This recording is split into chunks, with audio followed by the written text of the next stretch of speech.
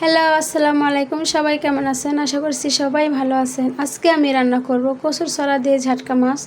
তো আমি এই রান্নাটা বাসায় কীভাবে করে থাকি আজকে সেটি আপনাদের সাথে আমি শেয়ার করব। তো চলুন আমি দেখিয়ে দিই কীভাবে আমি এই রান্নাটা করি। প্রথমে চুলায় বসিয়ে দিয়েছি প্যান, তাতে দিয়ে দিয়েছি পরিমাণ মতো তেল। তেলটা যখন গরম হয়ে আসবে তখন আমি এখানে দিয়ে দেব এক এক করে সব কটা মাছ। মাছগুলি আমার ভাজা হয়ে যখন যাবে তখন আমি উল্টে দেব। দেখুন সব কটা মাছ আমার ভাজা হয়ে গিয়েছে। এবার আমি চুলা থেকে নামিয়ে নেব। এবার চুলায় বসিয়ে দেব কড়াইতে দিয়ে দেব পরিমাণ মতো তেল।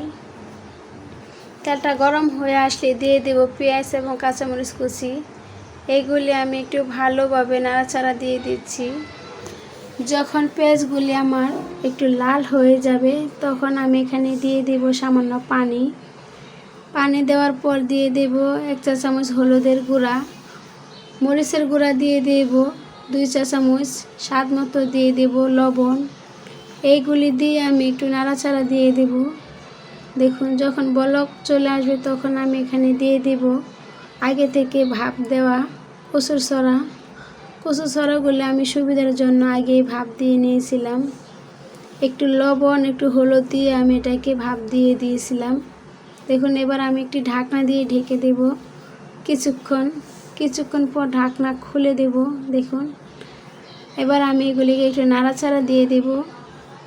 এমনভাবে নাড়াচাড়া দিতে হবে যাতে নিচে না লেগে যায়। যখন আমার কষানো হয়ে যাবে তখন আমি এখানে দিয়ে দেব পরিমাণ মতো পানি। দেখুন আমি পানি দিয়ে দিয়েছি। এবার আমি একটি ঢাকনা দিয়ে ঢেকে দেব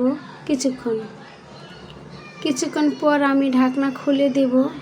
যখন বলক চলে আসবে তখন আমি এখানে দিয়ে দেব ভেজে রাখা মাছ। এক এক করে সব কটা মাছ আমি দিয়ে দিয়েছি। এবার আমি একটি ঢাকনা দিয়ে ঢেকে রাখবো কিছুক্ষণ পর ঢাকনা খুলে আমি আবারও একটু নাড়াচাড়া দিয়ে দিচ্ছি। আমার রান্নাটা প্রায় শেষের দিকে চলে এসেছে।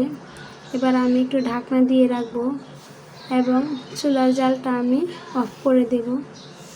দেখুন আমার রান্নাটা প্রায় শেষ, আমি চুলা অফ করে দিয়েছি। এই যে দেখেন আমার রান্নাটা ঠিক এরকম হয়েছে। আপনারা চাইলে এরকম রান্না করতে পারেন। তো আমি একটু ঝোল খাবো তাই আমি এটা একটু ঝোলে রেখেছি। আপনারা যেরকম পারেন সেরকম রাখবেন। সবাইকে ধন্যবাদ।